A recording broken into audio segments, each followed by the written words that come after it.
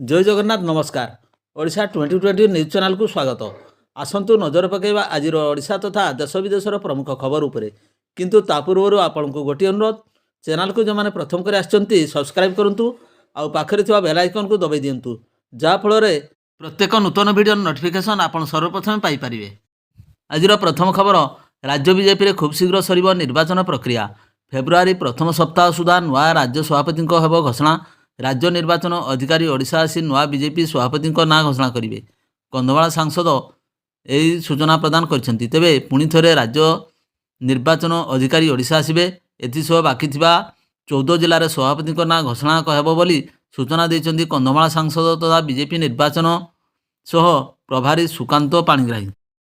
परवर्ती खबर, अमेरिका राष्ट्रपति डोनाल्ड ट्रंप गुआंटानामो वे जेल डिटेशन सेंटर विस्तार करने निर्देश देइछंती।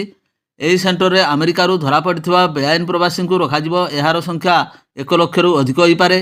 ट्रंप को एही निर्देश पर सेही लोकंक भितरे आतंक बढ़ी जाइछि, जहांकु भय रहिछि। अमेरिका रे तांकु बेआईन प्रवासी घोषणा करा जाई पारे। अमेरिका रे ब्राजिल, मेक्सिको, पाकिस्तान सह दुनियार बहु देशर बेआईन प्रवासी रहिछंती। भारतर मध्य किसी लोकंक आगरे बेआईन प्रवासी घोषित हेबार विपद रहिथिबा देखिबाकु मिलुछि। एबे एही लोकंकु कुख्यात गुआंटानामो जेल ले रखाजिबो।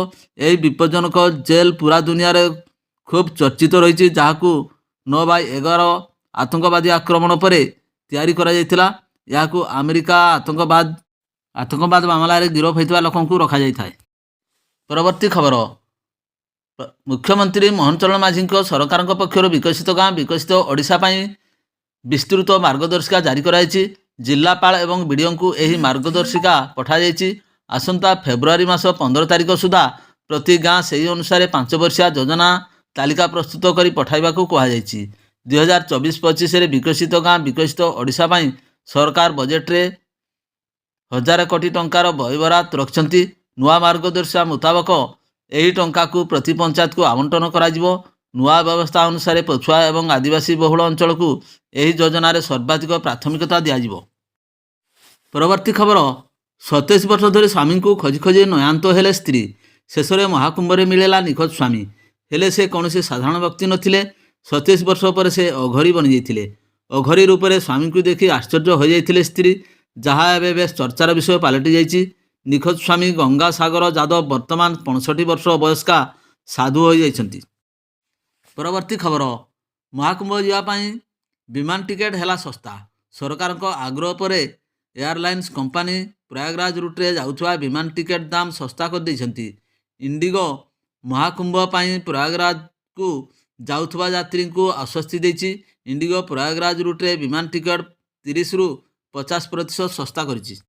परवर्ती खबर, ओडिशा राज्य परिवहन निगम ओएसआरटीसी महाकुंभ मेला 2025 पई अयोध्या को यार स्वतंत्र बस सेवा बातिल करिछि।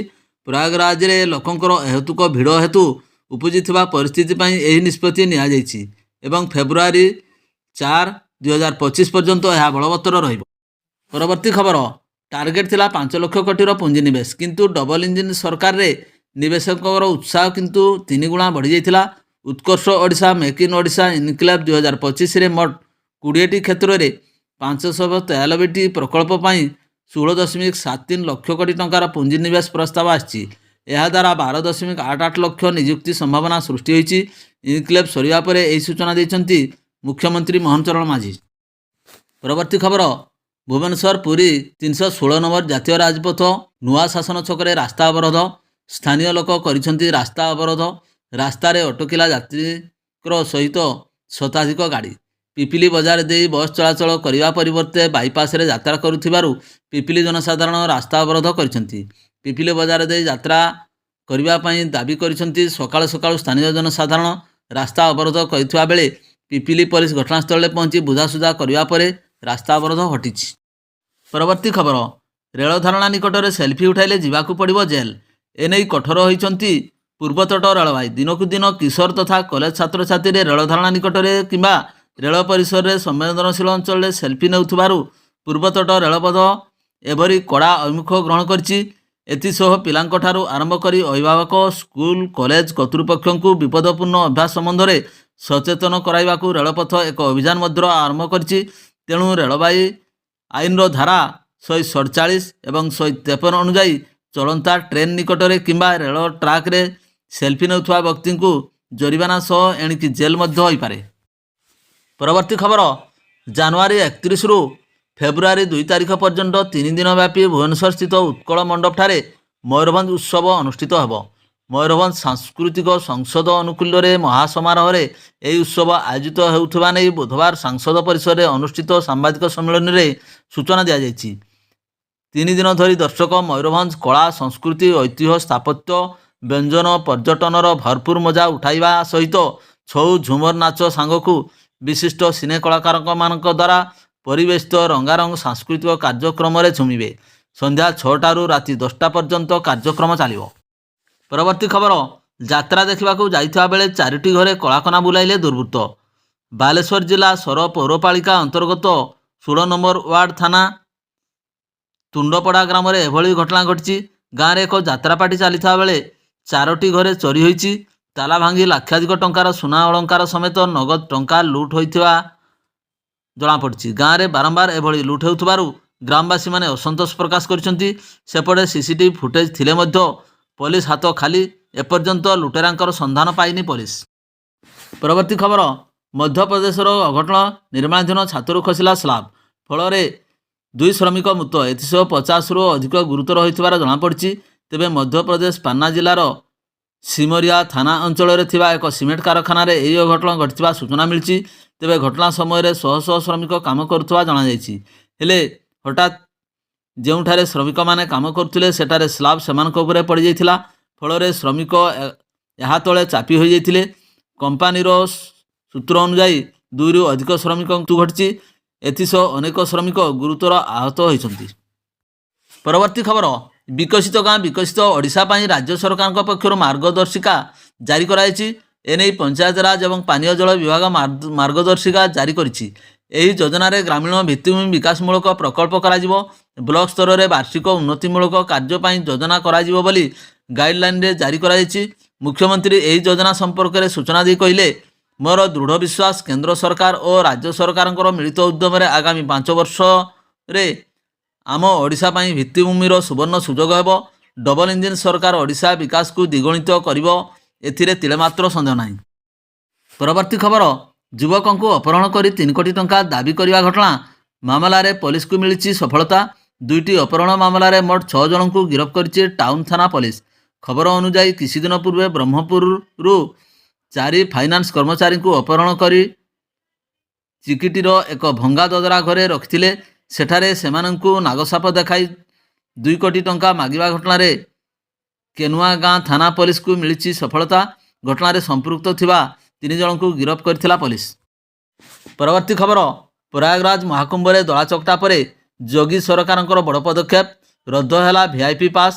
ଏଣିକି ସମସ୍ତଙ୍କ ପାଇଁ ସମାନ ନିୟମ, କୌଣସି ପ୍ରକାର ବିଶେଷ ପାସ୍ ହାଉସ୍ କୁମ୍ଭମେଳାରେ କାମ କରିବ ନାହିଁ। ସେହିପରି ମେଳା ପରିସରକୁ ନ ଭେହିକେଲ୍ ଜୋନ୍ ଘୋଷଣା କରାଯାଇଛି। କୌଣସି ପ୍ରକାର ଗାଡ଼ି ମେଳା କ୍ଷେତ୍ର ମଧ୍ୟକୁ ପ୍ରବେଶ କରିବ ନାହିଁ।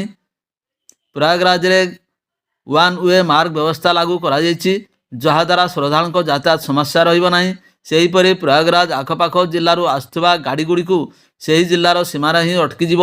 ଅନ୍ୟପଟେ 4 ଫେବୃଆରୀ ପର୍ଯ୍ୟନ୍ତ ସହରର 4 ଚକିଆ ଯାନର ଏଣ୍ଟ୍ରି ସମ୍ପୂର୍ଣ୍ଣ ନିଷେଧ। ଭବିଷ୍ୟତରେ ଦଳାଚକଟା ପରିସ୍ଥିତିକୁ ଏଡ଼ାଇବା ସହ ମେଳାର ସୁରକ୍ଷା ବ୍ୟବସ୍ଥା ବଜାୟ ରଖିବା ପାଇଁ ଏପରି ପଦକ୍ଷେପ ନିଆଯାଇଛି। ପରବର୍ତ୍ତୀ ଖବର, ସରକାରୀ ଚାକିରିଆ ନେଇଛନ୍ତି ରାସନ କାର୍ଡ଼, ମନ୍ତ୍ରୀଙ୍କ ଚେତାବନୀ ପରେ ରାସନ କାର୍ଡ଼ ଫେରାଇଲେ 12,000 ସରକାରୀ ଚାକିରିଆ। ଏନେଇ ସୂଚନା ଦେଇଛନ୍ତି ଯୋଗାଣ ମନ୍ତ୍ରୀ କୃଷ୍ଣଚନ୍ଦ୍ର ପାତ୍ର। ସରକାରୀ ଚାକିରିଆଙ୍କୁ କାର୍ଡ଼ ଫେରାଇବା ପାଇଁ ଡେଡଲାଇନ୍ ରହିଥିଲା। ହାତରେ ଆଉ ଗୋଟିଏ ଦିନ ଥିବାରୁ ଅନ୍ୟମାନେ ତୁରନ୍ତ ଫେରାଇବାକୁ ମନ୍ତ୍ରୀ କହିଛନ୍ତି।